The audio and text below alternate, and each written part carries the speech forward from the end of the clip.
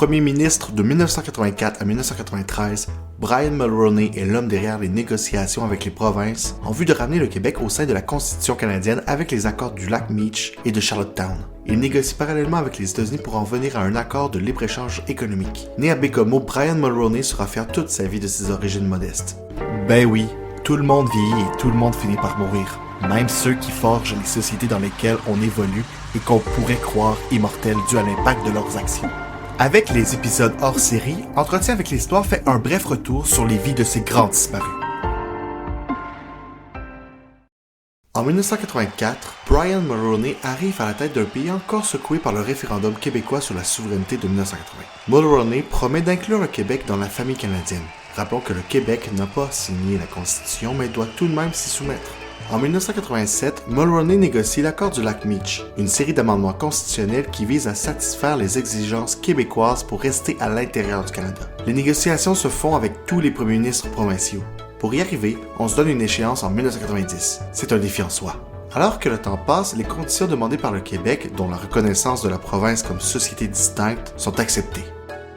La balle est maintenant dans le camp des provinces. Le gouvernement de chacune des provinces doit voter à majorité pour ces nouveaux amendements. Malheureusement, un bon nombre de Canadiens anglais et d'Autochtones s'opposent à l'accord, et il n'est pas ratifié par les gouvernements provinciaux du Manitoba et de Terre-Neuve. L'échec du lac Meech mène à une nouvelle ronde de négociations à Charlottetown, à l'île du Prince-Édouard, au début des années 90. Ces négociations accouchent de l'accord de Charlottetown, qui inclut le Québec comme société distincte. Cette fois-ci, toutes les provinces acceptent l'accord. Tout n'est pas terminé pour autant.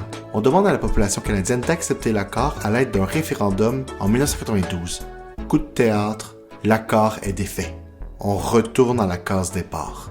Ce deuxième échec fait très mal à Brian Mulroney et à sa popularité. L'économie de la fin des années 80 n'est pas tendre. Le contexte de déficit public de la fin des années 80 pousse le ministre des Finances à engager d'importantes compressions fiscales et budgétaires. On parle de 14 milliards sur 2 années. C'est énorme pour l'époque. Comme si c'était pas assez, la récession mondiale au début des années 90 contribue à aggraver la situation financière du gouvernement. En 1991, Brian Mulroney instaure une taxe que tout Canadien connaît, la TPS. L'accueil de cette taxe est très mitigé. L'économie va pas bien. Pour Brian Mulroney, la TPS est l'un des outils pour la relance économique. C'est dans cette même optique que Brian Mulroney travaille sur l'ALENA, un partenariat entre le Canada, les États-Unis et le Mexique. Toujours à l'international, Brian Mulroney s'oppose activement au régime de l'apartheid en Afrique du Sud. Il va jusqu'à menacer à la tribune des Nations Unies de rompre les relations diplomatiques avec l'Afrique du Sud. Cette position le met en conflit avec les gouvernements états-uniens et britanniques, mais lui assure un grand respect dans l'ensemble du reste de l'Occident.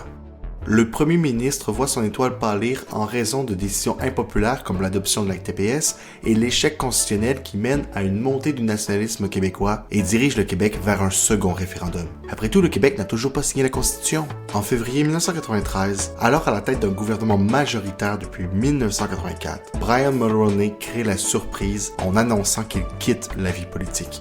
Radio-Canada entre en émission spéciale dès 9h51, avec son chef d'antenne Bernard de Rome pour suivre cette nouvelle qui n'est encore qu'une rumeur. En démissionnant, Mulroney déclenche une course à la chefferie où la prochaine personne ayant les règnes du parti sera automatiquement propulsée à la tête du pays. C'est le souhait de Brian Mulroney, permettre au prochain chef de son parti d'occuper le siège de premier ministre. Ce sera chose faite avec Kim Campbell, qui devient la première femme première ministre du Canada. Mais ça, c'est une autre histoire.